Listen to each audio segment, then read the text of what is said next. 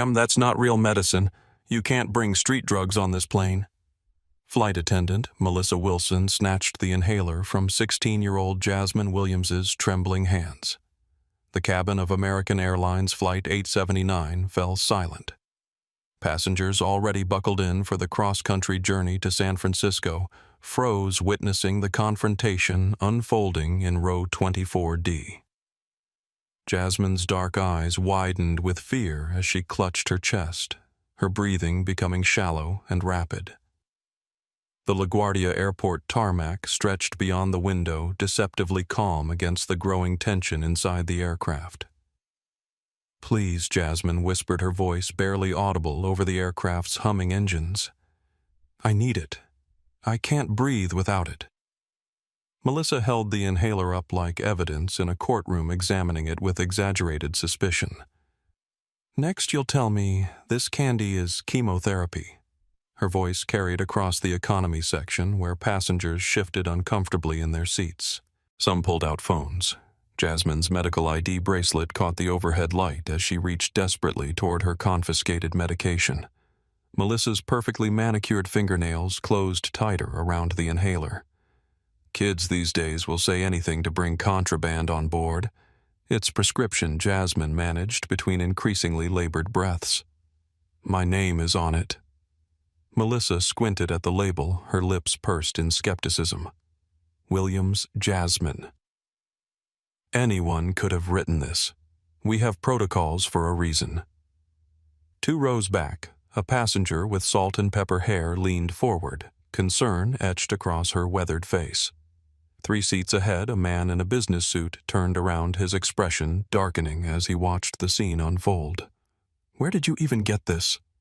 Melissa waved the inhaler again. "Your dealer." The accusation hung in the recycled air. Jasmine's breathing grew more labored with each passing second. She pointed to her medical ID bracelet with shaking fingers, the silver chain catching the fluorescent lights. "That's costume jewelry," Melissa dismissed, not even glancing at the engraved medical information. "I've seen it all before. You think you're the first person to try something like this?" In row 18, passenger.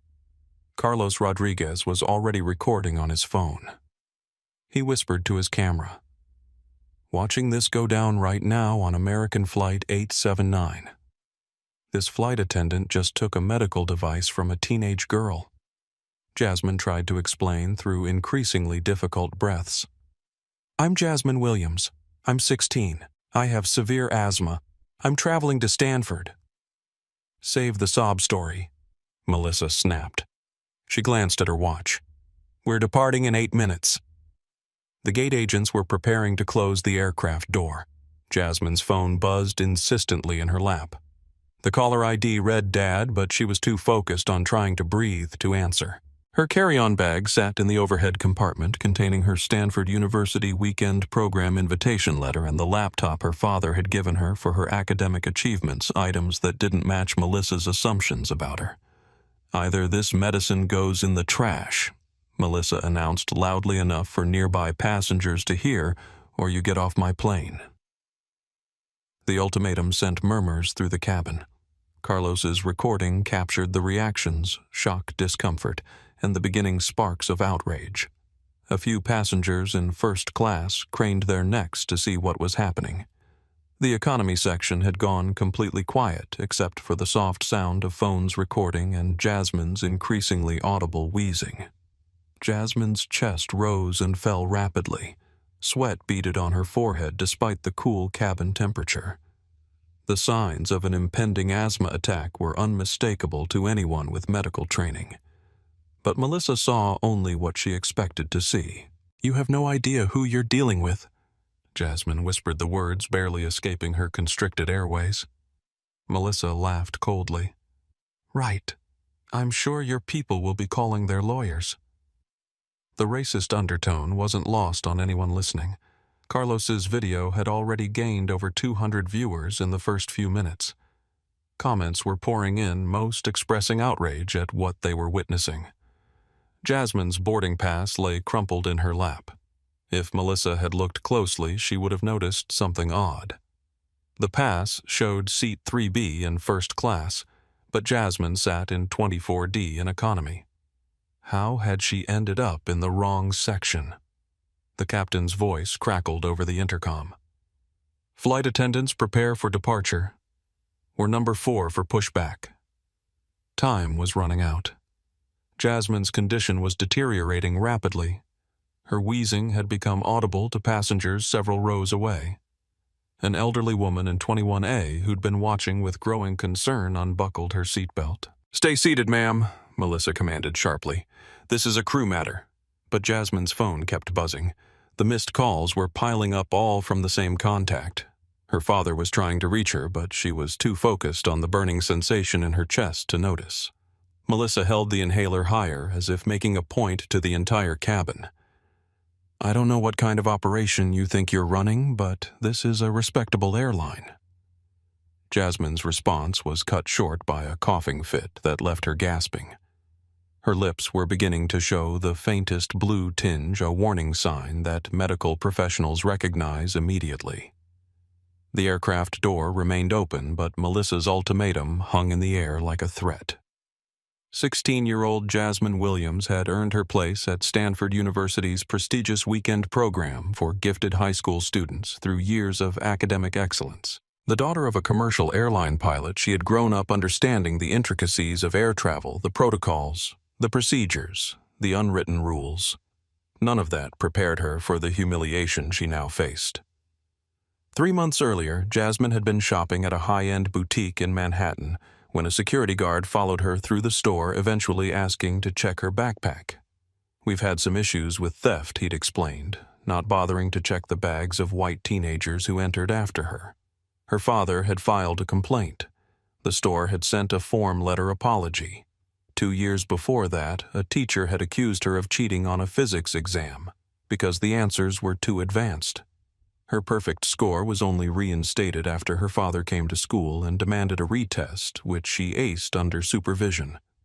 These experiences had taught Jasmine to document everything, to keep receipts, to wear her academic achievements like armor.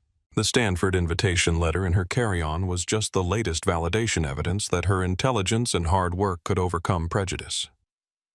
When she'd arrived at LaGuardia that morning, the check-in agent had upgraded her to first class after noticing she was an unaccompanied minor traveling alone. "Your father's one of our most respected captains," the agent had said with a smile. "We take care of our American Airlines family." That warmth had evaporated the moment she stepped onto Flight 879. Melissa Wilson had stopped her at the threshold of first class, looking her up and down with skepticism. "Ticket, please," she'd demanded, despite having just checked the boarding passes of 3 white passengers without asking to see their documentation again. When Jasmine had presented her first-class boarding pass, Melissa's eyebrows had arched in disbelief. "Are you sure this is yours? First class is very expensive." Rather than create a scene, Jasmine had quietly moved to an empty seat in economy seat 24D, hoping to avoid conflict. It wasn't worth fighting about. She'd experienced enough confrontations to know when to pick her battles. What Jasmine couldn't have known was that Melissa Wilson's 14-year career had been built on a foundation of maintaining order through selective enforcement. Previous passengers had filed complaints about her treatment of minorities, elderly travelers, and passengers with disabilities, but American Airlines' fragmented reporting system had never connected the dots. Melissa prided herself on her ability to spot trouble. In reality, she spotted difference anyone who didn't fit her narrow definition of a typical passenger. Her personnel file contained commendations for vigilance alongside warnings about customer service issues that had been systematically downplayed by sympathetic supervisors. On this particular Thursday, Melissa had already had a confrontation with a Hispanic family about their carry-on luggage and had made a pointed announcement about English being the primary language when she overheard passengers speaking Spanish. Jasmine was simply her latest target. As Jasmine struggled to breathe in seat 24D, her thoughts weren't on the pattern of discrimination. They were on the inhaler that had been prescribed to her after a severe asthma attack had hospitalized her at age 7. The inhaler that now dangled from Melissa's fingertips like contraband. Jasmine's father, Commander Alexander Williams, had been piloting American Airlines flights for 15 years. He'd risen through the ranks despite the challenges faced by black pilots in commercial aviation. His reputation for calm under pressure was legendary among his colleagues, and his dedication to safety protocols had earned him a position on multiple airline policy committees. Alexander had taught Jasmine from an early age about dignity in the face of prejudice. "They may judge you before knowing you," he'd said, "but your actions will outlast their assumptions." Today, those words felt hollow as Jasmine's airway constricted and spots danced at the edges of her vision. The medical ID bracelet that detailed her condition, the one Melissa had dismissed as costume jewelry, had been a gift from her father. Inside was engraved, "Courage isn't the absence of fear, but the triumph over it." Carlos Rodriguez, a marketing executive from Miami, had initially pulled out his phone to check messages when the confrontation began. But as Melissa's tone had grown more dismissive, as Jasmine's breathing had become more labored, he'd switched to video recording. His followers were professionals, industry leaders, people with influence. As the video continued, comments flooded in. "This is outrageous. She's clearly having a medical emergency. At American Air, is this your policy?" None of this registered to Melissa, who saw only a teenager she believed was attempting to circumvent rules. She didn't notice the way Carlos's eyes narrowed with each comment, or how other passengers were beginning to exchange glances of shared concern. Dr. Amelia Foster, a retired pulmonologist with 40 years of medical experience, watched from seat 21A with growing alarm. She recognized the signs of a severe asthma attack developing, the blue tinge to Jasmine's lips, the rapid, shallow breathing, the panic in her eyes. Each moment that passed without intervention increased the danger. As Jasmine's phone continued to buzz with incoming calls, the cabin pressure seemed to increase. The confrontation had moved beyond a simple misunderstanding into something more dangerous. A situation where prejudice might have life-threatening consequences. "Last chance," Melissa declared, holding the inhaler between two fingers like something contaminated. "Either I dispose of this, or you can leave the aircraft and discuss this with airport security." Jasmine's chest burned with each desperate attempt to draw breath. Her throat felt as if it were closing, the familiar tightness of an asthma attack taking hold. Black spots danced at the edges of her vision. She tried to speak, but only a wheeze escaped. Dr. Amelia Foster could remain silent no longer. She unbuckled her seatbelt and stood her 67-year-old frame straight and authoritative. "Excuse me," she called, her voice carrying the unmistakable command of a physician who had spent decades in emergency rooms. "That young lady is having an acute asthma attack. As a pulmonologist, I can tell you she needs that medication immediately." Melissa's head snapped toward Dr. Foster. "Ma'am, the seatbelt sign is illuminated. Return to your seat immediately.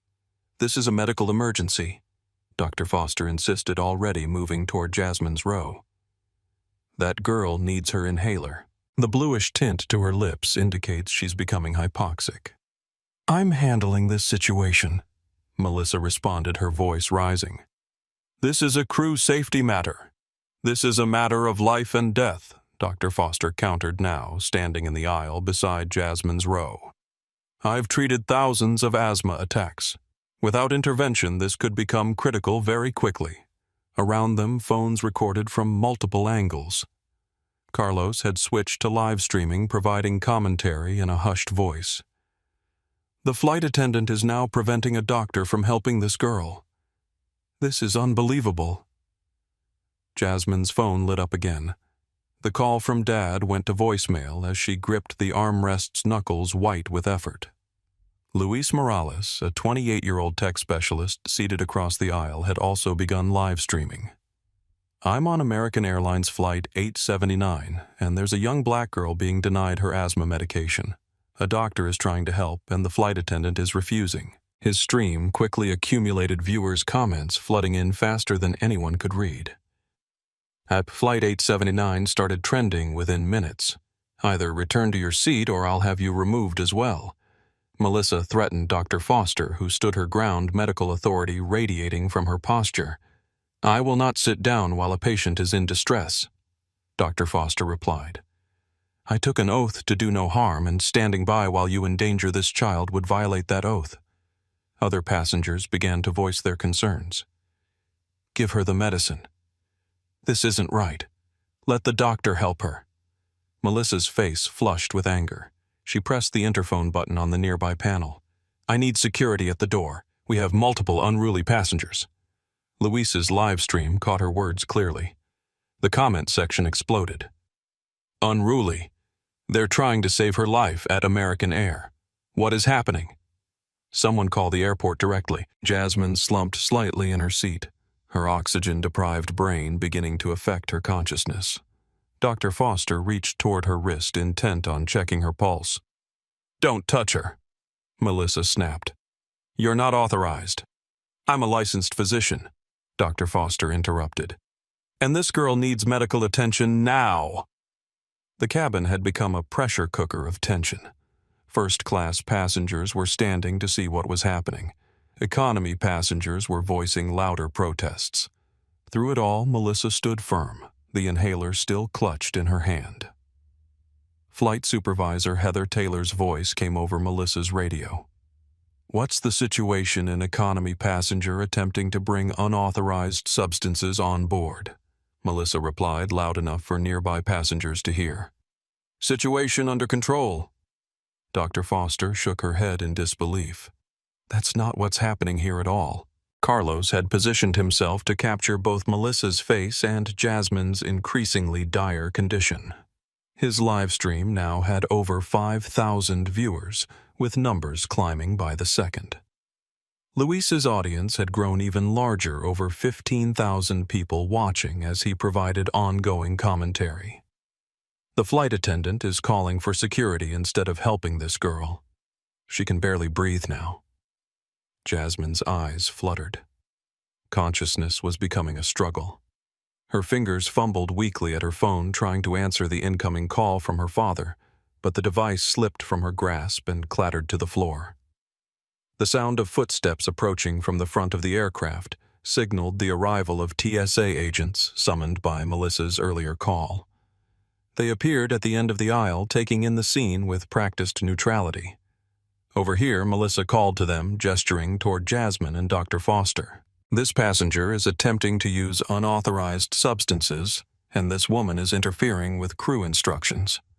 The senior TSA agent, a man in his 40s with a buzz cut, looked from Melissa to the clearly struggling teenager and then to Dr. Foster. "Ma'am, what's the nature of the problem?" he asked Melissa. His tone professional but cautious. Before Melissa could answer, Dr. Foster spoke up. "This flight attendant has confiscated vital medication from a minor having a severe asthma attack. I'm Dr. Amelia Foster, and this girl needs medical attention immediately." The second TSA agent, younger and visibly uncomfortable, whispered something to his colleague. The senior agent's expression shifted subtly. "Is there a medical ID?" he asked, looking at Jasmine. Dr. Foster pointed to the bracelet on Jasmine's wrist. "Right there. It indicates she has severe asthma." Melissa interjected. "We have no way of verifying." "Look at her," Carlos called out, unable to remain silent any longer. "She can't breathe." Other voices joined in the cabin, becoming a chorus of concern and outrage. The live streams captured every moment, every word, every labored breath. The aircraft door remained open, the jetway still connected to the terminal. Time was running out in multiple ways for the scheduled departure for Melissa's authority, and most critically for Jasmine's ability to breathe. Through the growing chaos, through her oxygen-deprived haze, Jasmine managed to whisper 7 words that would soon prove prophetic. "You have no idea who I am." Jasmine's lips had taken on a frightening bluish tinge. Her breathing was now audible throughout the cabin, a high-pitched wheeze that sent chills through the passengers witnessing her struggle. Dr. Foster had moved closer, medical training overriding any concern for Melissa's threats. "Her oxygen saturation is dropping," Dr. Foster announced, assessing Jasmine's condition with practiced eyes. This is now a critical situation. The TSA agents exchanged glances, clearly uncomfortable with the escalating medical emergency. The senior agent turned to Melissa. "Ma'am, if there's a medical situation—" "There's a discipline situation," Melissa interrupted sharply. "This passenger is being disruptive and attempting to use unauthorized substances." Luis's live stream captured the exchange, his commentary providing context to the thousands now watching. The flight attendant is still refusing to return the inhaler. TSA is here, but they seem unsure what to do. This girl can't breathe. Carlos had positioned himself in the aisle to capture both Melissa's rigid posture and Jasmine's deteriorating condition. His video showed the stark contrast, a teenager fighting for breath and an authority figure refusing to help. Passengers were now openly protesting. "Give her the medicine. This is inhumane.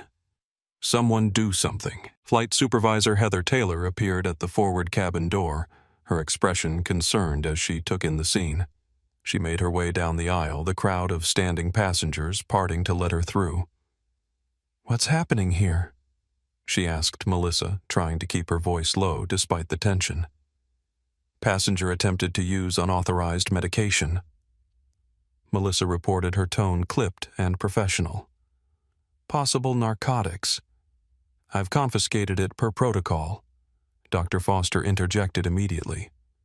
"That's completely false. This is standard asthma medication, and this young woman is in acute respiratory distress. She needs it immediately." Heather looked at Jasmine, whose condition was visibly worsening. Her chest heaved with each labored breath, her fingers clutching the armrest with diminishing strength. "Has her identity been verified?" Heather asked, uncertainty creeping into her voice. "She claims to be Jasmine Williams," Melissa replied. "Says she has asthma, but we have no way to confirm her medical ID bracelet confirms it." Dr. Foster interrupted, pointing to Jasmine's wrist. "And as a physician, I'm telling you her symptoms are consistent with a severe asthma attack." Jasmine's phone, which had fallen to the floor, began ringing again. The screen illuminated with Dad and a photo of a man in an airline captain's uniform, but in the chaos, no one noticed this crucial detail. The TSA senior agent, increasingly concerned about the medical situation, addressed Heather directly. "Ma'am, if there's a medical emergency, we need to prioritize that before any security concerns."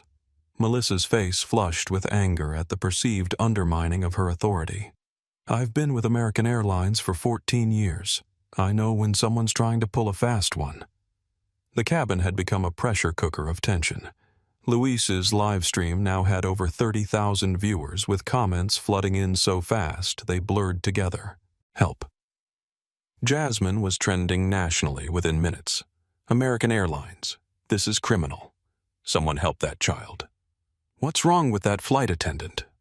Carlos's video had been picked up by several news outlets, clips already appearing on social media with headlines like "Shocking Discrimination on American Airlines Flight" and "Teen Denied Medical Care Mid-Flight."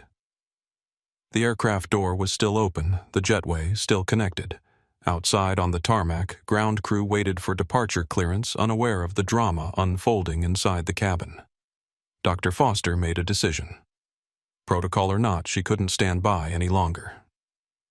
"I am taking medical control of this situation," she announced with the authority of 4 decades in emergency medicine. She turned to the TSA agents. "Under Good Samaritan laws, I'm acting to prevent immediate harm to a minor. I need that inhaler now." Melissa clutched the medication tighter. "You have no authority on this aircraft. Flight attendants are responsible for cabin safety." "Denying medical care isn't safety," Dr. Foster countered. "It's negligence." The word hung in the air, heavy with legal implications that weren't lost on Heather or the TSA agents. Jasmine slumped further in her seat, consciousness fading as oxygen deprivation took its toll. Luis captured the moment in his stream. "She's passing out." "Oh my God, they're letting her pass out rather than give her the medicine." Voices from around the cabin rose in volume and urgency. Passengers in first class had left their seats to witness the confrontation. The senior TSA agent reached for his radio, uncertain whether to call for medical assistance or additional security. Through the growing chaos, through the shouts and the camera flashes and the live streams, no one noticed the tall figure that had appeared at the aircraft door. No one saw him speaking intensely with a gate agent. No one observed as he stepped onto the aircraft, his presence commanding even before he spoke. And then, cutting through the noise like a thunderclap, came a voice that silenced the entire cabin. "What the hell is going on with my daughter?" Commander Alexander Williams stood in the forward cabin doorway, his 6'2" frame filling the space with an authority that went beyond his impeccable American Airlines captain's uniform. The 4 stripes on his shoulders gleamed under the cabin lights. His expression was carved from stone as he surveyed the scene before him. The cabin fell silent. Phones recorded the moment his presence registered throughout the aircraft. First came the realization that a captain had boarded. Then, as his words sank in, came the second shock. This was Jasmine's father. Alexander moved down the aisle with measured steps, each one deliberate and controlled despite the rage evident in his eyes. Passengers instinctively moved aside the human corridor, leading him directly to where his daughter sat, struggling for breath. Melissa Wilson's face drained of color. The inhaler still clutched in her hand suddenly felt like a live grenade. Commander Williams. Heather Taylor stammered recognition dawning in her eyes. "We were just... My daughter has severe asthma," Alexander stated, his voice dangerously calm. "Where is her medication?" All eyes turned to Melissa, who stood frozen, the inhaler visible in her grip. The cameras captured her expression, a mixture of shock, confusion, and the first flickers of fear. I was following protocol." Melissa began, her earlier confidence evaporating. "Unidentified substances. That's a prescribed albuterol inhaler." Alexander cut her off, extending his hand. "Give it to me. Now." The command in his voice left no room for argument. Melissa hesitated for just a moment captured and magnified by dozens of recording phones before slowly extending the inhaler toward Alexander. He took it and immediately moved to Jasmine, kneeling beside her seat. The contrast was striking, the commanding figure in full airline regalia now gentle as he helped his daughter use the inhaler. "Breathe, Jazz," he instructed softly. "Slow and deep. You're going to be okay." Luis's live stream captured the tender moment, his commentary hushed with emotion. "The captain is her father. He just boarded the plane and is helping her now. This is incredible." Carlos zoomed in on Melissa's face, documenting the dawning realization of what she had done and who she had done it to. His audience, now over 50,000 viewers, witnessed her transformation from authority figure to subject of scrutiny. Dr. Foster moved closer, offering her medical expertise. "Commander, I'm Dr. Amelia Foster. I've been trying to help your daughter. She's experiencing a severe asthma attack." Alexander nodded gratefully. "Thank you, doctor. She's had these since she was 7. Together, they monitored Jasmine's response to the medication. Color slowly returned to her lips as the bronchodilator took effect, opening her constricted airways. Around them, the mood in the cabin had transformed completely. Shock gave way to relief, which quickly transformed into a collective anger directed at Melissa. Comments on the live streams reflected the shifting sentiment. He's a captain, and she still took his daughter's medicine. At American Air, your flight attendant racially profiled a captain's daughter. This is beyond discrimination. This is dangerous. Alexander, once certain Jasmine's condition was stabilizing, stood to his full height and turned to face Melissa. The cabin fell silent again, passengers and crew alike holding their breath for what would come next. "Ms. Wilson," he began, his voice controlled but vibrating with barely contained fury. "You confiscated life-saving medication from my 16-year-old daughter." Melissa stammered, "I didn't know." You didn't know she was my daughter." Alexander interrupted, his tone sharp as a blade. "Would that have changed your decision? Would her life have mattered more if you knew her father wears the same uniform you're supposed to respect?" The question hung in the air, damning in its implications. No one missed the underlying truth. Jasmine's treatment had been based on assumptions tied to the color of her skin, not the content of her character or the legitimacy of her medical needs. Alexander continued addressing not just Melissa but the entire cabin, and through the live streams, the growing audience beyond. "My daughter showed you her medical ID. A physician confirmed her condition. Multiple passengers advocated for her care. Yet you chose to see a threat instead of a child in distress." Heather attempted to intervene. "Commander Williams, I'm sure we can resolve this." "This was resolved the moment I stepped on board," Alexander stated firmly. "What happens next is not a negotiation." He turned to address the TSA agents who stood watching with a mixture of respect and discomfort. "Gentlemen, thank you for your presence, but this is now an internal American Airlines matter. I'll be handling it from here." The senior agent nodded, clearly relieved to step back from the situation. "Yes, sir. We'll stand by if needed." Alexander then did something unexpected. He pulled out his phone and dialed a number, putting it on speaker so everyone nearby could hear. "This is Commander Williams," he said when the call connected. "I need to speak with Director Reynolds immediately. Priority Alpha." The response was immediate. "Connecting you now, Commander." Seconds later, a new voice came through the speaker. "Alexander." "What's happening, James? I'm on board Flight 879 at Gate C14. I need immediate authorization for crew change and incident documentation. Flight attendant Melissa Wilson has created a severe safety incident involving my daughter." The stunned silence in the cabin deepened as passengers realized they were witnessing a direct call to what appeared to be senior airline leadership. Director Reynolds' voice was clear and decisive. "Authorization granted. Consider Wilson suspended pending full investigation. Do you need additional resources? Replacement cabin crew and a medical check for my daughter." Alexander responded, "And I want this documented at the highest level, already being processed. Corporate communications has been notified this is appearing on social media." "Do what you need to do, Alexander. You have full authority." The call ended, and Alexander slipped the phone back into his pocket. He turned to Heather Taylor, whose expression had shifted from uncertainty to professional focus. "Ms. Taylor, please escort Ms. Wilson off this aircraft immediately. Her company credentials are suspended as of this moment." Heather nodded briskly. "Yes, Commander."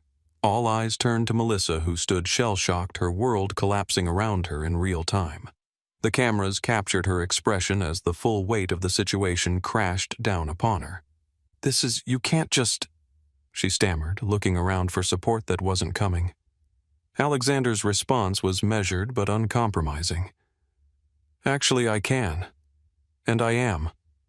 As Heather began to escort Melissa toward the exit, Alexander turned his attention back to Jasmine, whose breathing had finally begun to normalize. He knelt beside her again, parental concern replacing command authority. "How are you feeling, Jazz?" She managed a weak smile. "Better now." Her eyes conveyed what words couldn't: gratitude, relief, and the special bond between father and daughter. Luis continued his live stream commentary, his voice thick with emotion. "The captain is checking on his daughter. She's breathing better now. I've never seen anything like this." Carlos captured the dual narrative playing out, Melissa being escorted toward the exit while Alexander comforted Jasmine. His audience had swelled to over 100,000, the story spreading like wildfire across social platforms. The news had reached the terminal, where passengers waiting to board other flights were sharing videos and updates. #CaptainDad and #Justice for Jasmine were trending nationally, the story transcending a simple airline incident to become a powerful narrative about injustice, authority, and a father's love. As Melissa disappeared down the jetway, Alexander stood once more and addressed the cabin, his voice carrying the weight of both personal and professional authority. Ladies and gentlemen, I apologize for the disruption to your travel plans today. What you've witnessed is unacceptable on every level, and it will be addressed.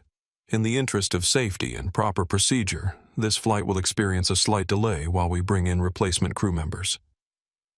The announcement was met not with the usual groans of delayed passengers, but with applause spontaneous and supportive. In this moment, the inconvenience of a delay paled in comparison to the justice they had just witnessed. Alexander Williams had entered the aircraft as a father concerned for his daughter.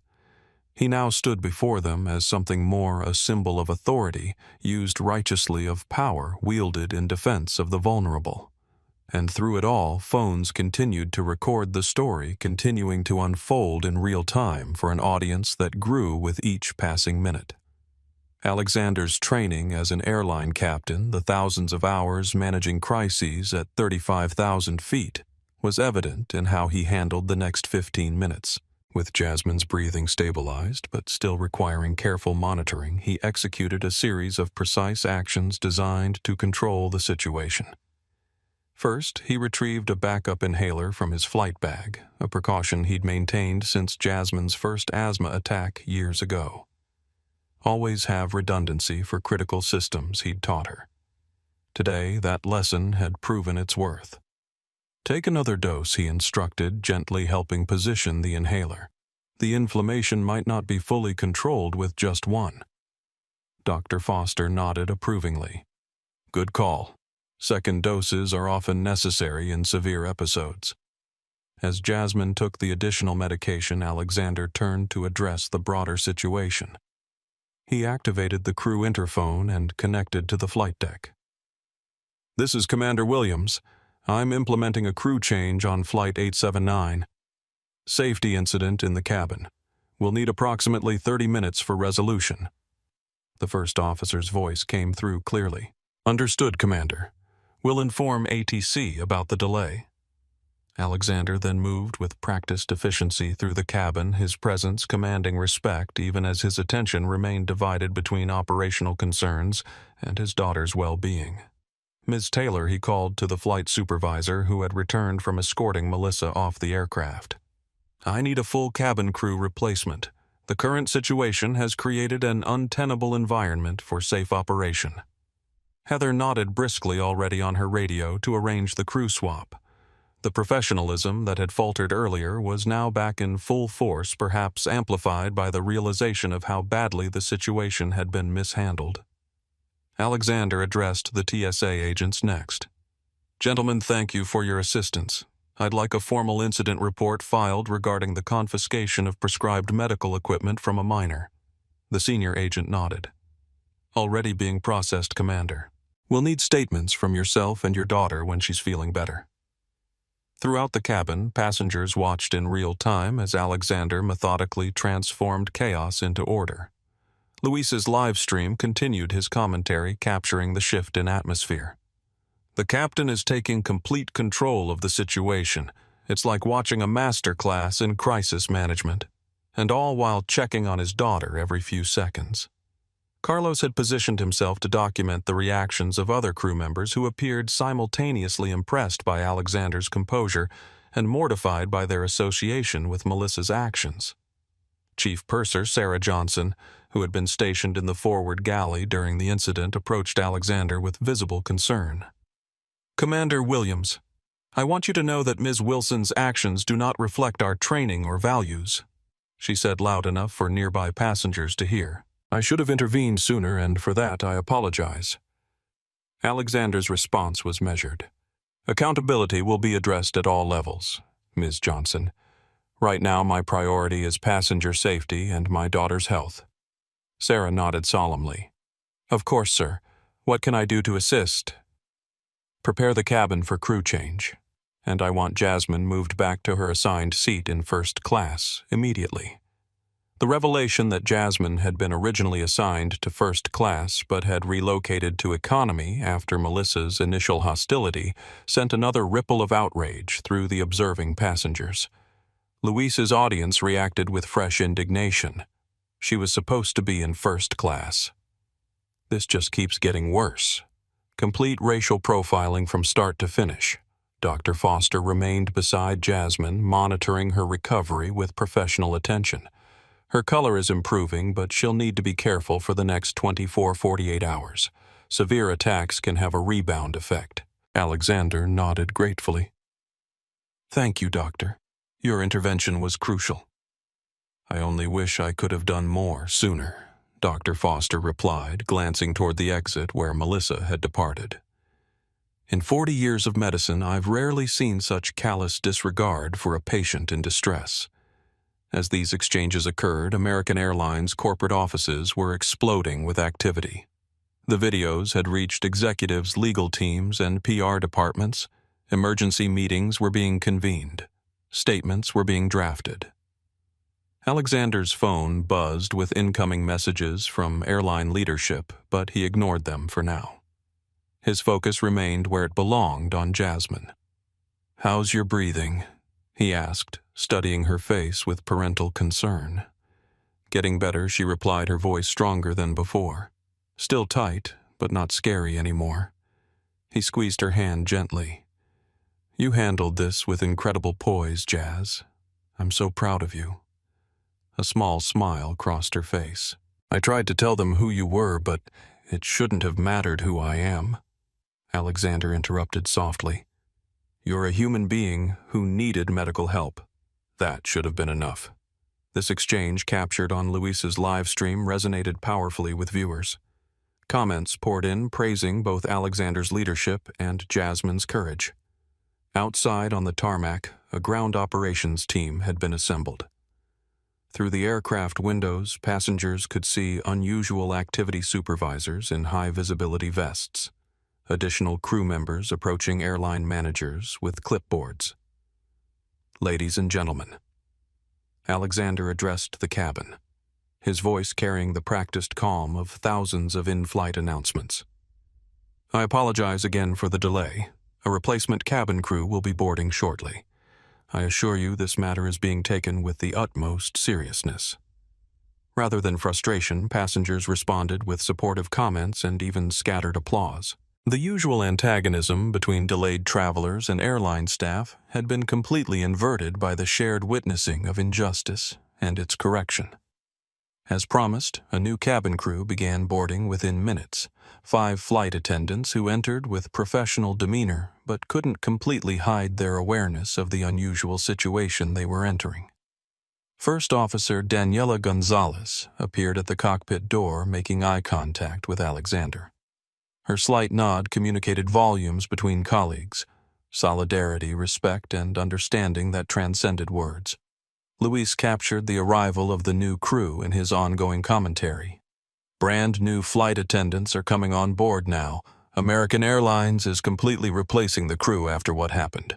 This is unprecedented." Carlos focused his recording on Jasmine as she was helped to her feet by her father and Dr. Foster. The teenager moved slowly but steadily toward the front of the aircraft, returning to the first-class seat that had been hers all along. As she passed, passengers offered words of encouragement. "You okay, sweetheart? Glad you're feeling better. Your dad's a hero." The supportive comments brought tears to Jasmine's eyes, not from distress now, but from the emotional release of safety after danger, of justice after mistreatment. Alexander settled Jasmine in seat 3B, ensuring her comfort before addressing the next phase of the situation. He stepped into the forward galley where the replacement crew had gathered, speaking with their lead in hushed tones. Outside the aircraft, Melissa Wilson was being escorted through the terminal by airline management, her face rigid with shock and growing realization of the professional consequences unfolding around her. Back in the cabin, passengers' phones continued documenting every moment, every interaction, every expression. Chapter. Flight 879 had become a national trending topic, the story expanding beyond aviation circles to touch on deeper societal issues of bias, authority, and accountability. Alexander returned to Jasmine's side, taking the seat beside her, a seat usually reserved for paying passengers, but no one would question his presence now. "The new crew is being briefed," he informed her. "We'll be departing in about 20 minutes. Jasmine nodded, her breathing now regular though still cautious. "Are you in trouble? For stopping the flight?" Alexander shook his head. "No, Jazz. I'm exactly where I need to be, doing exactly what I need to do." He paused, then added with grim determination, "And this isn't over. What happened today will not be forgotten or minimized." As if confirming his words, his phone buzzed with a notification. American Airlines had just issued an emergency statement across all social platforms. American Airlines is aware of a serious incident on Flight 879 regarding a passenger's access to medical equipment. We are investigating with utmost priority. The involved crew member has been removed from service pending full investigation. We reaffirm our commitment to the safety and dignity of all passengers. Luis, who had relocated to capture the scene in first class, read the statement aloud on his live stream, which had now grown to over 200,000 concurrent viewers. "This is incredible, folks. A major airline issuing a real-time statement about an incident that's still unfolding. The power of social media and public accountability in action." Outside the aircraft windows, the regular rhythm of airport operations continued, planes taxiing baggage carts, moving the complex dance of modern aviation proceeding. But inside Flight 879, something extraordinary had occurred. A system had failed. A single person had exposed its failure. And a father with the right position and authority had demonstrated how swiftly correction could come when power aligned with justice. As the replacement crew began their safety briefing, as passengers finally settled in for the delayed departure, as Jasmine's breathing returned fully to normal, Alexander Williams sat beside his daughter, knowing that what had begun as a personal crisis would ripple far beyond this single flight. The intervention wasn't over. In many ways, it had just begun. 38 minutes after the scheduled departure time, American Airlines Flight 879 was cleared for pushback from Gate C-14. In the cockpit, the captain and first officer performed their pre-departure checks with heightened attention to detail, aware of the unusual circumstances surrounding their flight. In the cabin, an atmosphere of unusual solidarity had developed among the passengers.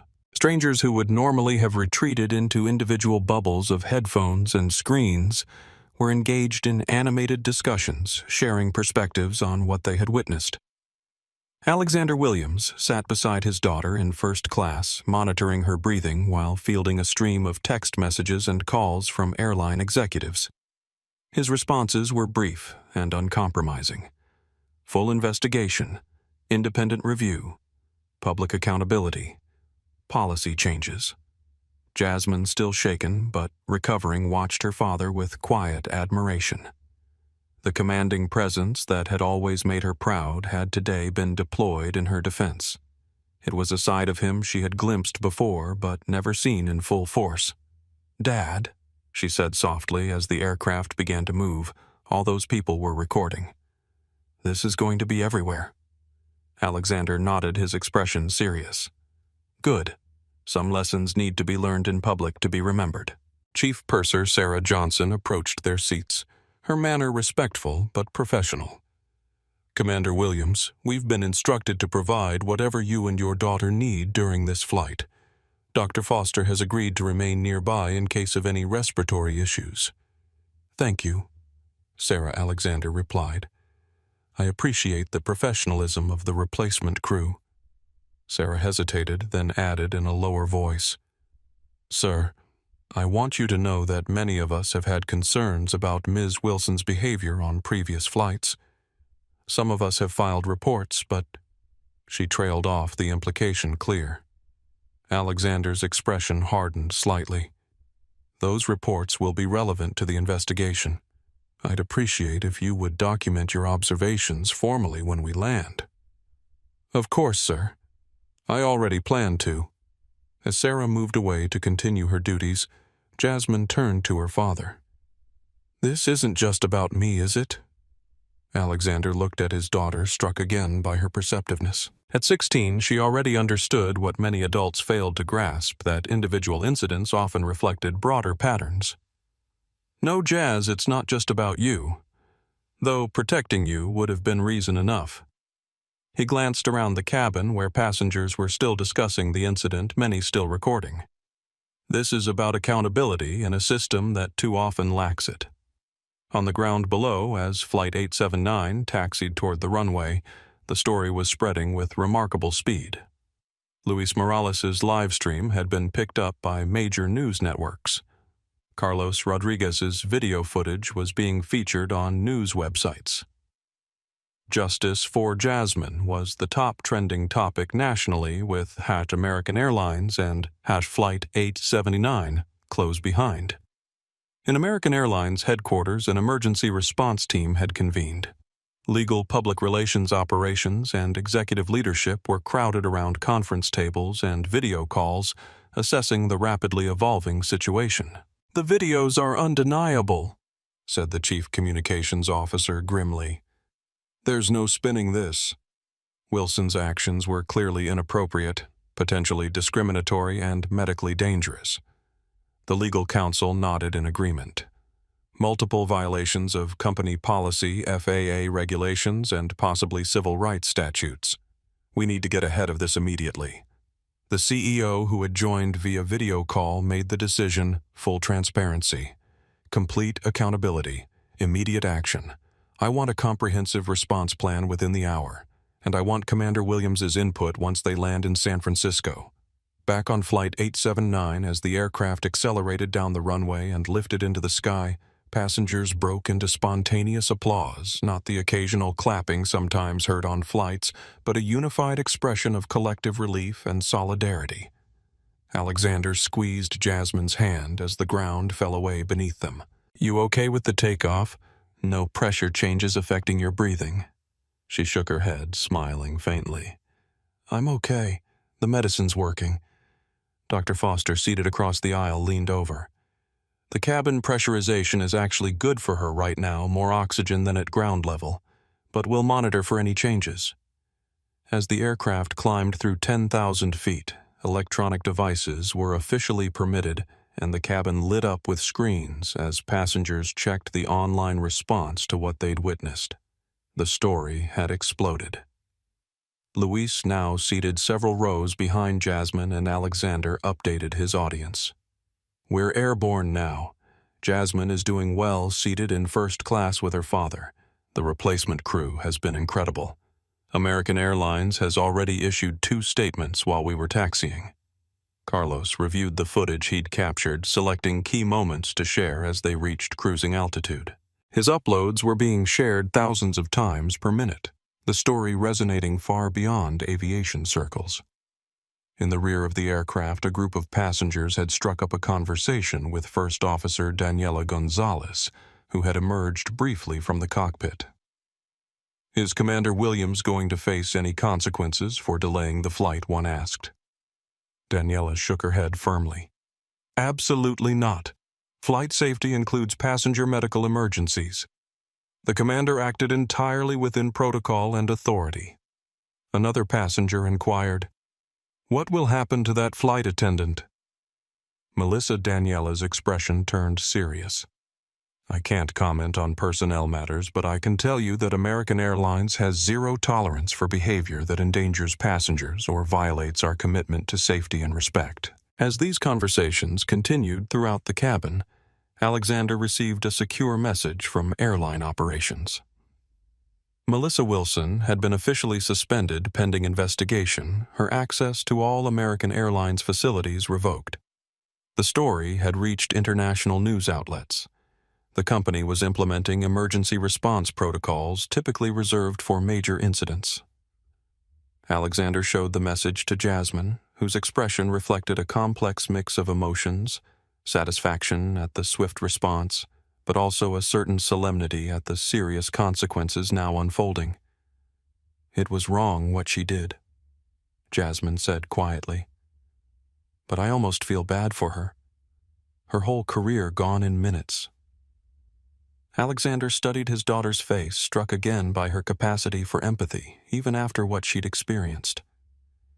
That's because you have compassion, Jazz. But remember, consequences aren't cruelty. They're accountability. Wilson made multiple deliberate choices that endangered your health. Dr. Foster, overhearing their conversation, added her perspective. In medicine, we have a saying, the first mistake is unfortunate, the second is negligence, the third is malpractice. Ms. Wilson had multiple opportunities to correct her course. She chose not to. At that moment, Sarah approached with a tablet displaying breaking news. American Airlines had issued another statement, this one far more detailed. American Airlines has suspended flight attendant Melissa Wilson pending a thorough investigation into serious allegations of improper conduct on Flight 879. We are implementing immediate additional training for all cabin crew regarding medical devices and passenger health emergencies. We are also reviewing our reporting systems for employee conduct concerns. American Airlines affirms that discrimination of any kind has no place in our company or industry. The statement continued with details about complaint procedures, passenger rights, and the airline's commitment to a complete and transparent review of the incident. Alexander read it with a critical eye, noting both the swift response and the careful legal phrasing. They're taking this seriously, he observed, as they should. Throughout the cabin, passengers continued sharing updates from social media. The videos had been viewed millions of times. News anchors were discussing the incident on live television. Aviation experts were being interviewed about protocols for medical emergencies on board aircraft. And through it all, Jasmine Williams sat beside her father, her breathing normal, now watching as what had begun as a personal ordeal transformed into something much larger, a moment of public reckoning that touched on issues far beyond one flight attendant's misconduct or one teenager's medical crisis. 3 hours into the flight, American Airlines' CEO issued a video statement that was shared across all platforms and sent directly to everyone on Flight 879 via the in-flight entertainment system. What happened on Flight 879 today represents a failure in our responsibility to ensure the safety and dignity of every passenger. I have personally spoken with Commander Williams, and on behalf of all 130,000 American Airlines employees, I extend my deepest apologies to Jasmine and affirm that we are taking immediate corrective action at every level. This incident will become a teaching moment throughout our organization, and we are committed to ensuring it never happens again. As passengers watched the video, many turned to look at Jasmine and Alexander, their expressions a mixture of curiosity and respect. The teenager who had been gasping for breath hours earlier was now at the center of what had become a national conversation about accountability authority and bias. Sarah approached again, this time with a message directly from the captain. Commander Williams, the captain has invited you to the flight deck if you wish to speak with him. Alexander considered for a moment, then glanced at Jasmine. Will you be all right if I step away briefly? She nodded, managing a small smile. I think I have plenty of people watching out for me now. Indeed, passengers from throughout the cabin had been stopping by to check on her, offer words of support, or simply express their amazement at the day's events. The isolation she had felt under Melissa's scrutiny had been replaced by a circle of concern and solidarity. As Alexander made his way to the cockpit, Luis captured the moment for his still active live stream, which had maintained tens of thousands of viewers throughout the flight. Commander Williams is heading to speak with the captain now. The energy on this flight is unlike anything I've ever experienced. It's like we're all part of something important, something bigger than just a trip from New York to San Francisco. And indeed, as Flight 879 continued its journey westward, the consequences of what had transpired continued to expand far beyond the aluminum tube carrying 183 passengers across the American continent. In terminals from Miami to Seattle, flight attendants were gathering in crew lounges discussing the videos with concerned expressions. In corporate offices, policy reviews were being initiated. In living rooms across the country, families were having difficult conversations about bias authority and speaking up in the face of injustice. What had begun with a simple, devastating phrase, "That's not real," medicine had evolved into a moment of reckoning whose consequences were still unfolding mile by mile, minute by minute as Flight 879 made its way toward the California coast. American Airlines Flight 879 began its descent into San Francisco International Airport, precisely on schedule, the earlier delay having been made up through favorable winds and expedited routing. As the aircraft descended through 10,000 feet, Captain Richards's voice came over the intercom. "Ladies and gentlemen, we're beginning our final approach into San Francisco. Weather is clear, temperature is 68 degrees. On behalf of American Airlines, I want to thank you for your patience and understanding during today's unusual circumstances. I also want to recognize the professionalism of our replacement cabin crew and the remarkable composure of our passengers." He paused before adding, "Sometimes extraordinary situations reveal the character of a community. Today I witnessed that character in how you responded to a fellow passenger in distress. Thank you for your humanity." The sincere words resonated throughout the cabin. Alexander, having returned from his conversation with the flight deck, squeezed Jasmine's hand. "How are you feeling about landing? Any tightness in your chest?" She shook her head. "I'm good, Dad. The medicine's still working." Dr. Foster, who had remained vigilant throughout the flight, nodded her agreement. "Her breathing has been stable for over 3 hours now. But Jasmine, remember to use your inhaler preventatively before we land, as we discussed. The pressure changes can sometimes trigger symptoms." Jasmine nodded and followed the doctor's advice, taking a prophylactic dose as the aircraft continued its descent. Throughout the cabin, passengers were preparing for arrival in their own ways, gathering belongings, concluding conversations, and in many cases, finalizing social media posts about their experience on what had become known online as the Justice Flight. Luis Morales provided a final update to his livestream audience, which had maintained remarkable numbers throughout the journey. "We're landing in San Francisco soon. Jasmine is doing well sitting in first class where she was supposed to be all along. Commander Williams has been moving between caring for his daughter and handling what seems like non-stop calls from airline executives." He panned his camera discreetly to show father and daughter, their profiles silhouetted against the window as the California coastline came into view.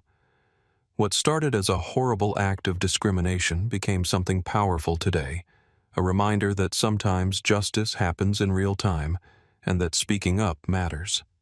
This wasn't just about one flight attendant or one passenger, it was about a system being forced to confront itself. Carlos Rodriguez was editing his comprehensive video of the incident, adding captions and context for what would become one of the most viewed airline incidents in social media history. His careful documentation had captured key moments that revealed the underlying biases in Melissa's actions, subtle expressions telling word choices, dismissive gestures. As the aircraft touched down on runway 28L, the usual scattering of applause was replaced by a more substantial ovation, not just relief at a safe landing, but appreciation for a journey that had transcended transportation to become a shared experience of witnessing accountability in action. The aircraft taxied to Gate 59, where an unusual welcome committee was visible through the windows. In addition to the standard ground crew, several individuals in American Airlines management uniforms waited on the jet bridge, along with what appeared to be medical personnel. "Ladies and gentlemen," Sarah announced as the aircraft reached the gate, "we've arrived at San Francisco International Airport. Local time is 2:47 p.m. For your safety and comfort, please remain seated with seatbelts fastened until the captain has turned off the fastened seatbelt sign." She paused, then added with genuine emotion in her voice, "It has been our privilege to serve you on this flight. On a personal note, I want to thank you all for your patience and compassion during today's events." As the seatbelt sign chimed off, Alexander turned to Jasmine. "They've arranged for a medical team to check you over before we leave the airport. Standard protocol after an in-flight medical situation. Jasmine nodded, understanding the precaution even as she felt fine now. "What about all of them?" She gestured discreetly toward the passengers who were beginning to gather their belongings, many still glancing toward her with expressions of concern or support. "They'll deplane normally," Alexander replied. "But I suspect this isn't the last interaction many of us will have about today's events." Indeed, passengers were exchanging contact information, connecting on social media, and making plans to stay in touch. What had begun as a random collection of travelers had transformed into a community bound by shared witness. Sarah approached their seats one final time. "Commander Williams, Jasmine, we've been instructed to allow you to deplane first. There's a medical team waiting and several airline representatives who wish to speak with you." Alexander nodded. "Thank you, Sarah. And thank you for stepping in when it mattered today." Sarah's expression turned solemn. "I only wish I had stepped in sooner, sir. What happened was unacceptable." As they stood to exit, passengers throughout the cabin began to applaud, not the rhythmic, perfunctory clapping sometimes offered to military personnel in uniform, but a genuine, spontaneous expression of respect and solidarity. Dr. Foster gathered her belongings from the seat across the aisle. "I'll be following up with the medical team to ensure they have complete information about Jasmine's episode. And, Commander Williams, I'd like to offer my formal statement about what I witnessed for your case file. I appreciate that, Doctor. Your intervention was crucial today." As Alexander and Jasmine moved toward the exit, passengers called out words of encouragement. "Stay strong, Jasmine. Thank you for standing up." "Commander, we're with you." The display of support brought tears to Jasmine's eyes. In the space of a single flight, she had experienced both the worst and best of humanity: discrimination and support, danger and protection, isolation and community. At the aircraft door, First Officer Daniela Gonzalez stood with the cabin crew bidding passengers farewell. She exchanged a meaningful look with Alexander as he approached. "Commander," she said, simply extending her hand. "First Officer Gonzalez," he replied, accepting the handshake that communicated professional respect beyond words. Stepping onto the jet bridge, they were met by the awaiting group. A distinguished man in an American Airlines executive uniform stepped forward immediately. "Commander Williams, I'm David Harrington, Vice President of Flight Operations for the Western Region. First, let me say how deeply sorry we are for what happened today. Second, let me assure you that action is already being taken at the highest levels." Alexander nodded, his expression professional but reserved. "I appreciate that, David. Right now my priority is ensuring my daughter receives proper medical follow-up. We can discuss next steps afterward." "Of course," Harrington replied, gesturing to the medical team standing nearby. "We've arranged everything as requested." The medical team approached, led by a compassionate-looking woman who introduced herself as Dr. Ramirez. "Jasmine, I understand you experienced a severe asthma attack on the flight. We'd like to do a full evaluation to make sure you're completely recovered." As Jasmine was escorted to a private medical room accompanied by both Dr. Foster and her father, the regular passengers of Flight 879 began to deplane.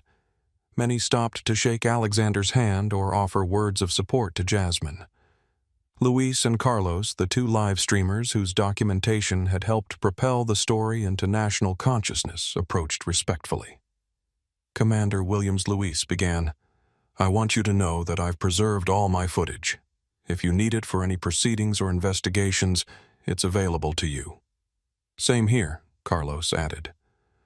"What happened today shouldn't be forgotten or minimized." Alexander thanked them both, recognizing the important role they had played in ensuring accountability. "Your documentation ensured that what happened couldn't be denied or reinterpreted later. That matters." As they continued toward the terminal, David Harrington walked alongside Alexander, providing updates in a low voice. "Melissa Wilson has been officially terminated. We've already begun a comprehensive review of incident reporting procedures. The CEO would like to speak with you directly when you're available." Inside the terminal, the impact of what had occurred on Flight 879 was immediately evident. Gate agents looked up with recognition as they passed. Other pilots and flight attendants stopped to express support. Travelers pointed and whispered, many clearly having seen the videos that had gone viral during the 5-hour flight. In the private medical room, Dr. Ramirez conducted a thorough examination of Jasmine, monitoring her oxygen levels, listening to her lungs, and reviewing her medical history.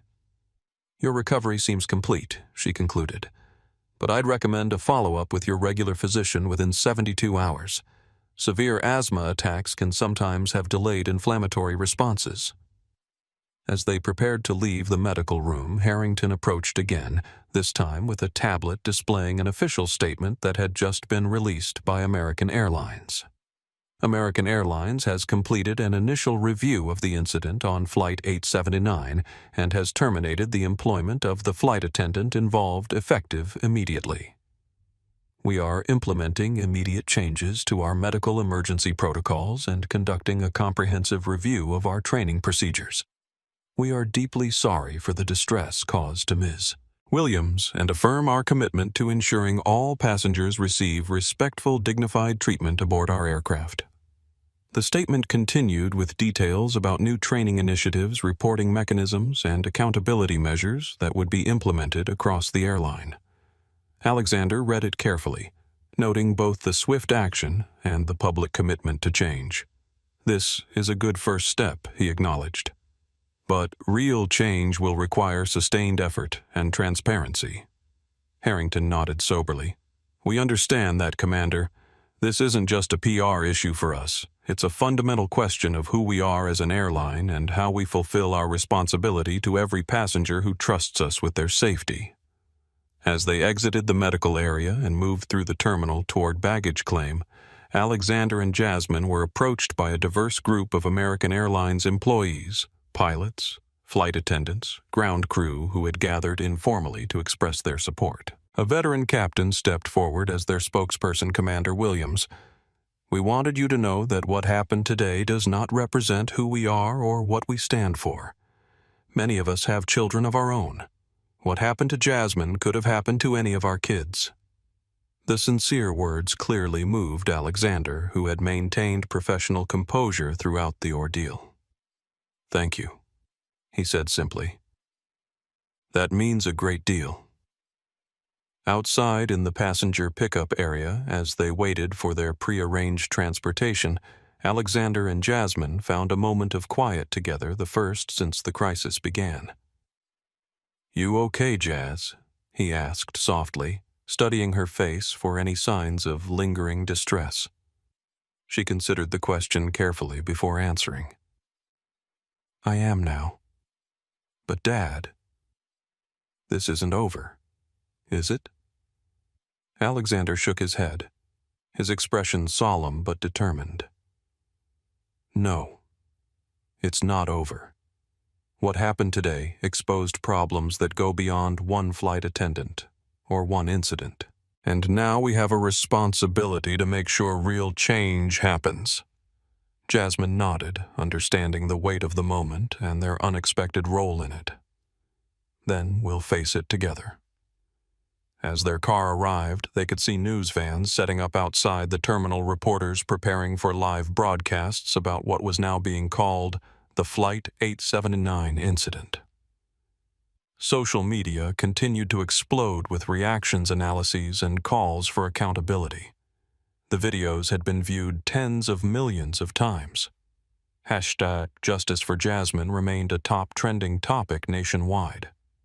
What had begun as a routine flight had become a powerful moment of public reckoning, one whose resolution was still unfolding as Alexander and Jasmine Williams departed the airport, united in their determination to ensure that what had happened would lead to lasting change. 3 weeks after American Airlines Flight 879, Alexander Williams stood before a room full of senior airline executives, safety officers, and training directors. Behind him, a presentation displayed statistics, protocols, and recommendation documents developed through intense collaboration with medical experts, civil rights attorneys, and passenger advocacy groups. "The incident involving my daughter was not an isolated failure, but a spotlight on gaps in our systems. Alexander stated, his voice carrying the same quiet authority that had commanded attention on Flight 879. Today, I'm presenting a comprehensive framework for change that addresses those gaps.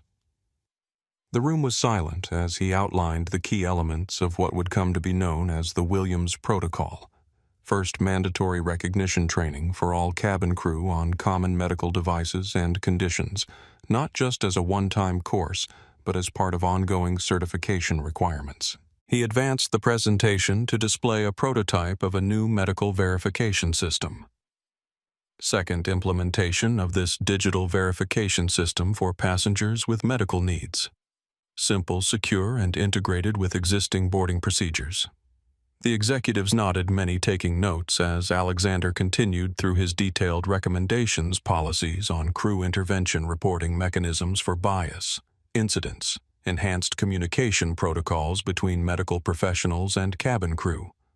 Finally, Alexander concluded transparent tracking and public reporting of medical accommodation incidents. Accountability requires visibility. The airline's CEO rose as Alexander finished his presentation. Commander Williams, thank you. What your family experienced was unacceptable, and your response has been extraordinary. I'm announcing today that American Airlines is adopting the Williams Protocol in its entirety, effective immediately with full implementation across our fleet within 60 days. The announcement was met with applause from the assembled leadership. What had begun as a crisis response had evolved into a model for industry-wide reform. Meanwhile, across the city, Jasmine Williams sat in a conference room at Stanford University, where she had been invited to address a special session on medical rights and transportation access. Despite being only 16, her composed articulation of the issues had captivated the room of academics, advocates, and policy experts. What happened to me was frightening. She acknowledged, her voice steady as she faced the audience. But what's more frightening is knowing it happens to others who don't have the advantages. I had a father with authority passengers willing to record, and a platform where people listened. She paused, her expression thoughtful beyond her years. The real question isn't why it happened to me, but how we create systems where it can't happen to anyone. Dr. Amelia Foster, who had been invited to participate in the panel discussion, nodded in agreement. Jasmine's experience catalyzed changes we've been advocating for years. Sometimes it takes a specific incident to transform abstract policies into human imperatives. Since the flight, Dr. Foster had become an outspoken advocate for improved medical recognition training across all transportation sectors. Her expertise as a pulmonologist, combined with her first-hand witness of Jasmine's ordeal, had made her a powerful voice in ongoing discussions about passenger medical rights. Back at American Airlines headquarters, Sarah Johnson, now promoted to senior training specialist, was conducting a session with new flight attendants. The training video playing on the screen showed a reenactment of the Flight 879 incident, followed by proper procedural responses. This case study represents a complete failure of our protocols and values, Sarah explained to the attentive trainees. Today we're going to break down exactly what went wrong and how our new procedures prevent similar situations. The training now included specific modules on implicit bias recognition, medical device identification, and intervention responsibilities for all crew members. What had been occasional footnotes in safety manuals were now central components of crew certification. Luis Morales, whose live stream had helped bring international attention to the incident, had been invited to American Airlines Media Center to observe the changes being implemented. His social media following had grown exponentially since Flight 879, his platform now focused on transportation equity and passenger rights. What strikes me most, he commented in a new video from the training center, is how quickly meaningful change can happen when accountability is public and consequences are real. 3 weeks ago, I witnessed discrimination in action. Today, I'm watching that same moment being used to teach others how to do better.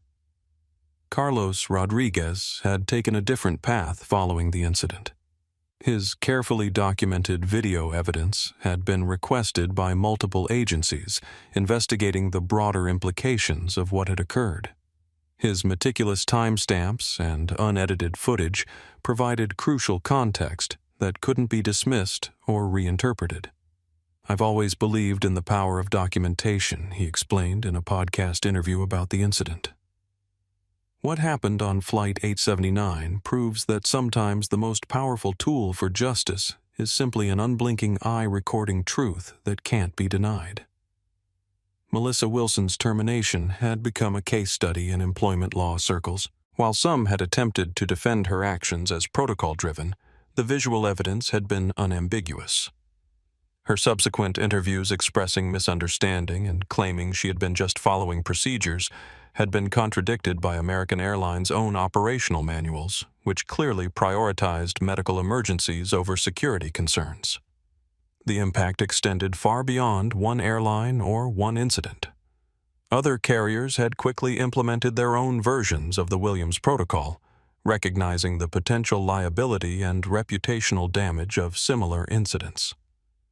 Transportation regulatory agencies had opened formal reviews of medical accommodation standards across the industry. In online forums and social media discussions, had Flight 879 remained an active hashtag with passengers from the flight occasionally sharing updates and reflections. The sense of community forged in those tense hours had persisted, with many expressing how the experience had changed their perspective on speaking up when witnessing injustice. For Alexander and Jasmine Williams, the weeks following the incident had been a whirlwind of advocacy, policy discussions, and media attention. Yet, through it all, they had maintained the same dignity and determination that had characterized their response during the flight itself. "I never wanted to become the face of this issue," Jasmine admitted during a quiet dinner with her father away from cameras and microphones. "But since it happened, I want to make sure it matters." Alexander nodded, understanding completely. "That's how change happens, Jazz. Not because we seek the spotlight, but because we use it responsibly when it finds us." As they discussed the latest developments, other airlines adopting similar protocols, medical organizations developing standardized identification systems, passenger rights groups using the incident to advocate for broader reforms, they recognized that what had begun as a personal trauma had evolved into something with far-reaching implications. The true impact of Flight 879 couldn't be measured solely in policy changes or corporate responses, but in the subtle shift in consciousness it had created a reminder that systems only work when they serve human needs, that authority requires accountability, and that witnessing injustice creates an obligation to respond. And in living rooms across America, people continued to watch the videos from that flight, continued to discuss what they would have done in similar circumstances, continued to reflect on the complex interplay of race authority and justice that had been exposed in those tense moments at Gate C-14. Flight 879 had landed safely in San Francisco. But the journey it began toward a more just, accountable, and compassionate understanding of our shared responsibilities to one another continued to unfold in ways that would reshape far more than airline protocols. The lecture hall at Stanford Medical School was filled to capacity as Jasmine Williams approached the podium. At 17, her birthday had passed since the incident. She carried herself with the poised confidence of someone much older, though the occasional nervous adjustment of her notes revealed her youth. 3 months ago, she began her voice clear in the hushed room. "I boarded a flight as a passenger and found myself at the center of an incident that has since been viewed over 70 million times online." On the screen behind her appeared a still image from Carlos Rodriguez's video, Melissa Wilson holding the inhaler out of reach as Jasmine struggled to breathe. What happened that day wasn't just about an inhaler. It was about assumptions, authority, and what happens when medical needs collide with prejudice. The audience, comprised of medical students, faculty, and healthcare policy experts, listened intently as Jasmine recounted her experience with remarkable composure. "I couldn't breathe, and in that moment, nothing else should have mattered. Not my age, not my appearance, not assumptions about who I was or wasn't." She advanced the presentation to display the newly implemented MedAlert app, a direct result of the Flight 879 incident. This system, now adopted by 17 airlines and expanding to other transportation sectors, allows passengers with medical needs to register their devices and conditions securely. The information becomes accessible to crew members through existing verification systems, preventing confusion or misjudgment during emergencies. As Jasmine continued her presentation detailing the technical aspects of the system she had helped design, despite her young age, her father watched from the side of the stage. Alexander Williams now held the position of Vice President of Passenger Safety and Inclusion at American Airlines, a role created specifically to implement and oversee the reforms catalyzed by Flight 879. In the 3 months since the incident, Alexander had led a comprehensive overhaul of training protocols, reporting systems, and accountability measures. The Williams Protocol had been featured in aviation industry publications, transportation safety journals, and civil rights case studies. Dr. Amelia Foster sat in the front row, nodding approvingly as Jasmine detailed the medical validation components of the system. Following the incident, Dr. Foster had joined the Federal Aviation Administration's Medical Advisory Board, where she was helping develop standardized recognition protocols for common medical devices and conditions. The most important feature, Jasmine explained, highlighting a section of the interface, is the emergency override. Even without pre-registration, passengers with urgent medical needs can activate an emergency validation process verified through medical databases. She paused, making eye contact with various audience members. Because sometimes you don't get a second chance to breathe. The simple truth of that statement resonated throughout the room. Several medical students nodded solemnly, understanding the life-or-death reality behind the technical discussion. After Jasmine's presentation, a reception was held in the medical school atrium. As attendees mingled discussing the implications of the new systems, Luis Morales circulated with his camera, documenting the event for his now popular transportation advocacy channel. 3 months after Hausher Flight 879, he narrated quietly, and the changes are not just corporate PR. Real systems are being implemented. Real policies are changing. His audience had grown to over 2 million subscribers. His platform expanded to include regular interviews with transportation officials, civil rights advocates, and medical experts. The accidental documentation of a crisis had evolved into a purposeful career highlighting issues of equity and access across multiple sectors. Alexander was engaged in conversation with several airline representatives who had attended the presentation.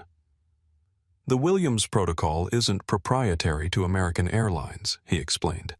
We've deliberately made it open source so other carriers can implement compatible systems. One executive from a competing airline nodded appreciatively.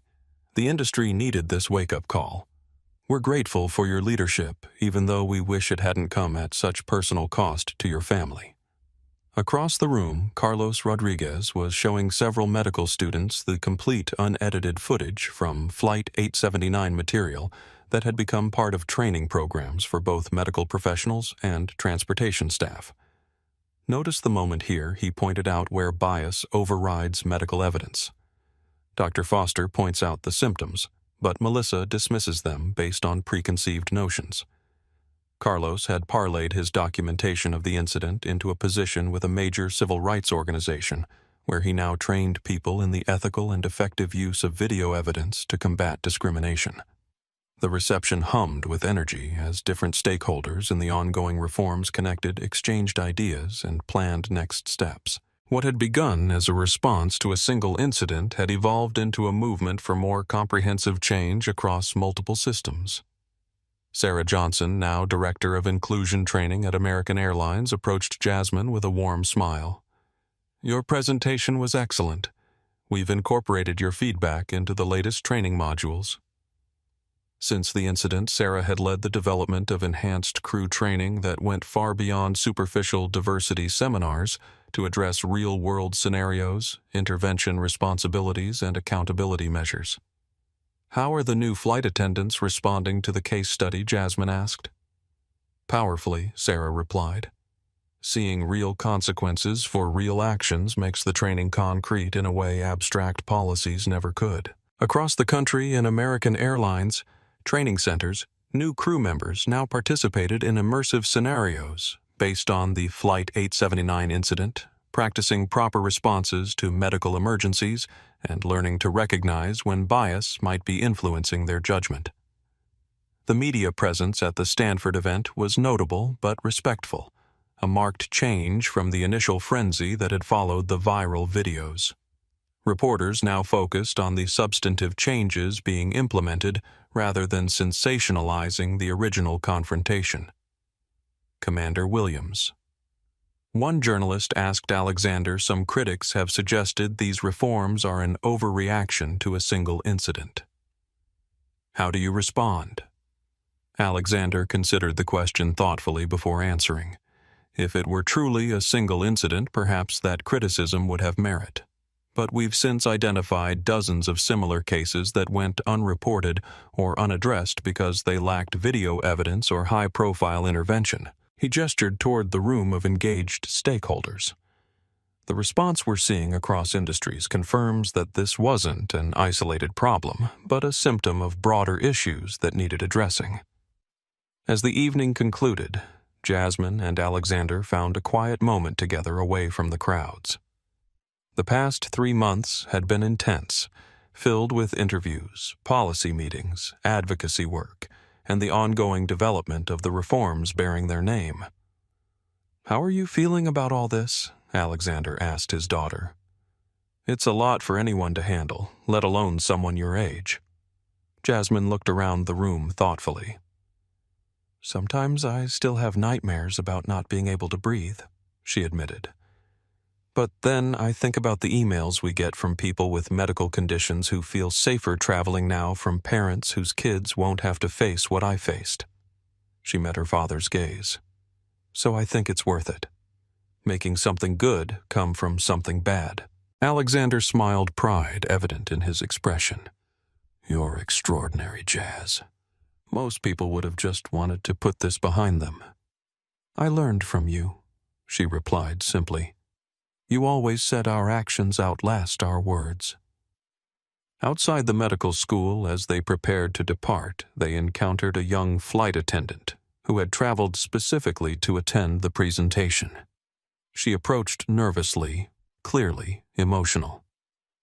"Ms. Williams, Commander Williams, I just wanted to thank you. I started flying 6 weeks ago, and your protocol saved a situation on my 3rd flight." She explained how a passenger with diabetes had experienced an emergency, and the new system had enabled immediate verification of his medication needs. "Without the training, I might have made the same mistakes Ms. Wilson did." This kind of encounter had become increasingly common, people sharing how the reforms had already prevented potential crises or improved accessibility. Each story reinforced the importance of the work that had emerged from that difficult day on Flight 879. As they drove away from Stanford, Jasmine scrolled through her phone, showing her father the latest statistics over 30 airlines now implementing versions of the Williams Protocol transportation hubs, installing medical verification kiosks, passenger advocacy groups reporting significant decreases in accommodation complaints. "It's really happening," she said, a note of wonder in her voice. Alexander nodded, eyes on the road ahead. Change is possible when systems are willing to learn from failure. The dashboard display showed an incoming call from American Airlines headquarters. Another policy meeting, another implementation question, another step in the ongoing process of transformation. 3 months after a moment that could have ended in tragedy, the lasting change continued to unfold, not just in corporate policies or training manuals, but in a fundamental shift toward recognizing that true safety requires both compassion and accountability. And as night fell over California, as new flight crews boarded aircraft across the country, as passengers with medical needs traveled with greater confidence, the legacy of Flight 879 continued to grow, a reminder that sometimes the most powerful catalyst for change is simply the courage to insist on dignity in the face of its denial. 6 months to the day after Flight 879, Jasmine Williams stood before the Transportation Safety Congressional Subcommittee in Washington, D.C. Her testimony the culmination of half a year of advocacy, implementation, and reform. Distinguished members of the committee, she began her voice steady despite the imposing setting. What happened to me on that flight was not unique. What makes my story different is that it was documented, witnessed, and addressed with unprecedented transparency. The packed hearing room listened in rapt attention as this poised teenager outlined the statistics, policy impacts, and ongoing challenges identified through the nationwide implementation of the Williams Protocol. In the 6 months since American Airlines adopted these reforms, verified incidents of medical device confusion have decreased by 93%. Similar reductions have been observed across all 19 carriers that have fully implemented the protocol. Behind her, Alexander sat with quiet pride watching his daughter translate personal trauma into powerful advocacy. Beside him were Luis Morales and Carlos Rodriguez, whose documentation had helped ensure that what happened on Flight 879 couldn't be denied, minimized, or reinterpreted. Dr. Amelia Foster, now chair of the newly formed Medical Accessibility Transportation Coalition, waited for her own testimony later in the session. The alliance of medical professionals, disability advocates, and transportation experts had become a powerful voice for comprehensive reform across all public transit systems.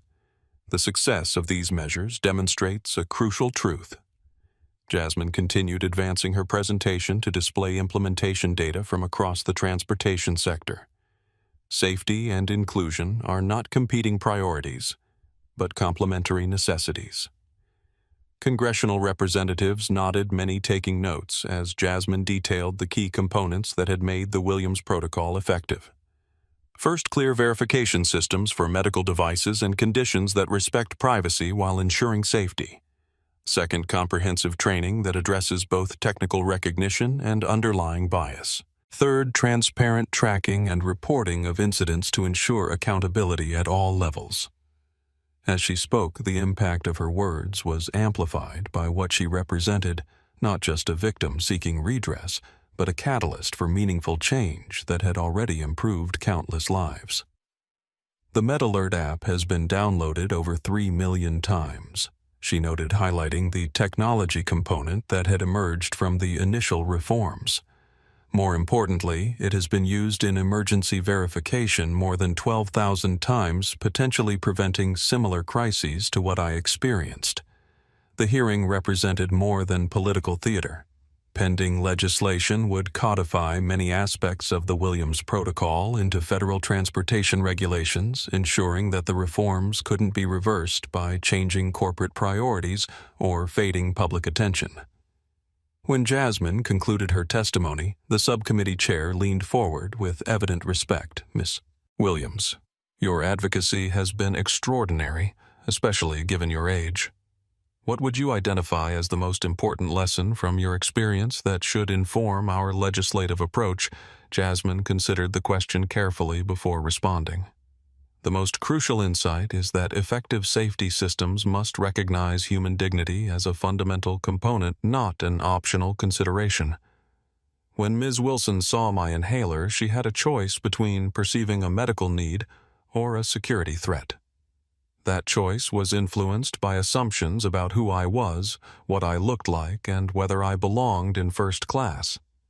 She paused, her expression thoughtful. No legislation can directly regulate those split-second judgments. But you can create systems that make it easier to verify legitimate needs, harder to engage in discriminatory behavior, and impossible to escape accountability when failures occur. The chair nodded appreciatively. "Thank you, Ms. Williams. Your insights will directly inform our approach to the Transportation Medical Access Act currently under consideration."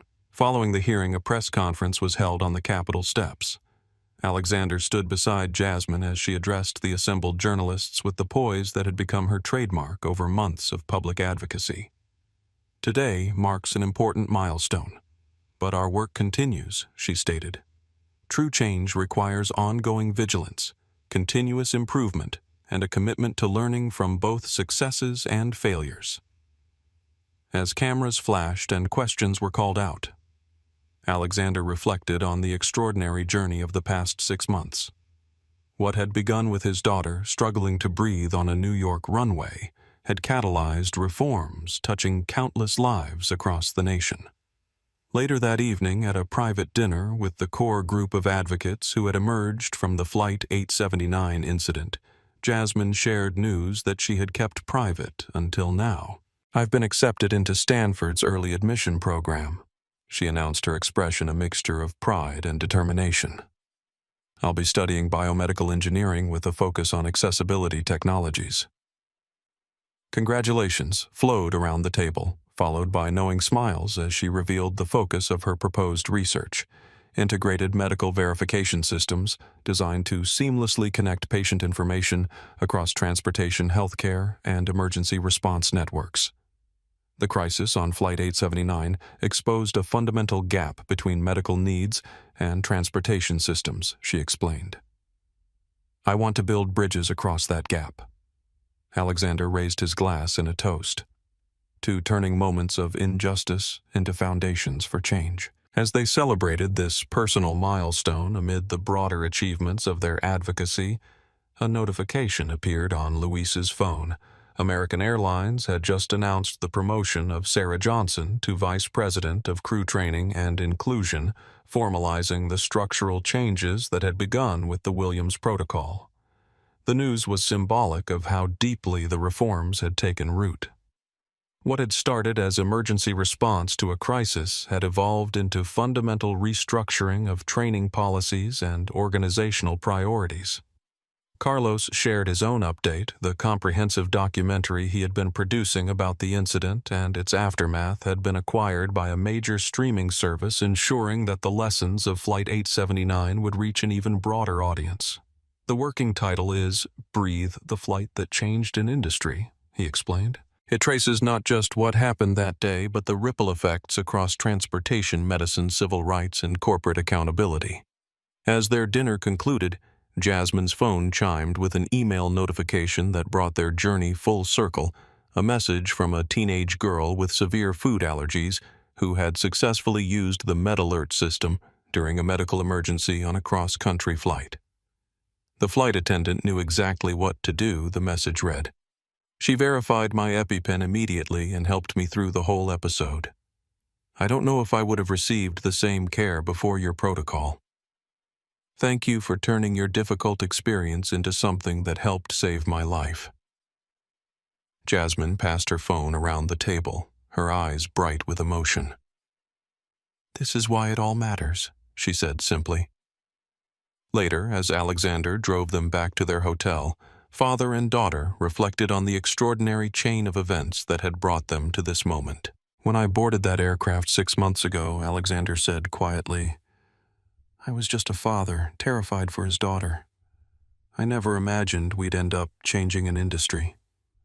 Jasmine looked out at the Washington monuments illuminated against the night sky. "What amazes me is how many people were ready for this change. It's like the incident just revealed what was already waiting to be addressed." Alexander nodded thoughtfully. "That's often how progress works, not by inventing something new, but by exposing what needs fixing in what already exists." As they arrived at their hotel, a breaking news alert appeared on the car's display. The Transportation Medical Access Act had advanced out of committee with strong bipartisan support, virtually ensuring its passage into law within the coming months. The legislation would codify the key elements of the Williams Protocol as federal requirements across all commercial transportation trains, buses, airlines, and ferries. What had begun as an American Airlines policy would soon become national standard. Jasmine stared at the news alert, momentarily overwhelmed by the scope of what had unfolded from that terrifying moment when she couldn't breathe. "We really did it," she whispered. Alexander squeezed her hand. "No, Jazz. You did it. Your courage that day and every day since made this possible." As they entered the hotel lobby, a group of flight attendants in uniform recognized them immediately. Rather than approaching for autographs or photos, they simply stood and applauded a gesture of profound respect from the very professionals whose industry had been transformed by the Williams Protocol. It was a fitting conclusion to a day that had brought formal recognition to reforms that were already changing lives. The legislative hearing, the policy announcements, the documentary deal, these were all important milestones. But that spontaneous applause from working flight attendants and the email from a teenager whose life had been saved represented the true measure of what had been accomplished. The final resolution wasn't found in congressional testimony or corporate policy documents, but in the fundamental shift in how transportation systems responded to the human needs of those they served. And as Jasmine Williams prepared to embark on her college journey, equipped with both the trauma of discrimination and the triumph of creating meaningful change she carried with her, the most powerful lesson of all, individual courage amplified by collective witness, could transform not just one flight or one airline, but entire systems of power and accountability. What had begun with the words, "That's not real medicine," had culminated in a revolution in how medical needs were recognized, respected, and accommodated throughout American transportation. And though the journey had begun with a moment when Jasmine couldn't breathe, it had resulted in thousands of others breathing easier because of the path she and her father had forged through crisis toward lasting change. A simple inhaler wrongly confiscated had ultimately helped an industry find its moral compass, and a teenager fighting for breath had helped a nation acknowledge the vital connection between dignity, safety, and justice. And that perhaps was the most powerful resolution of all. Have you witnessed discrimination that needed to be documented? Share your experiences in the comments below. Stories like Jasmine's show us that individual actions can create lasting change. Hit subscribe to see more life stories of people fighting injustice with intelligence and courage. Share this video to spread awareness about the power of accountability in creating social change.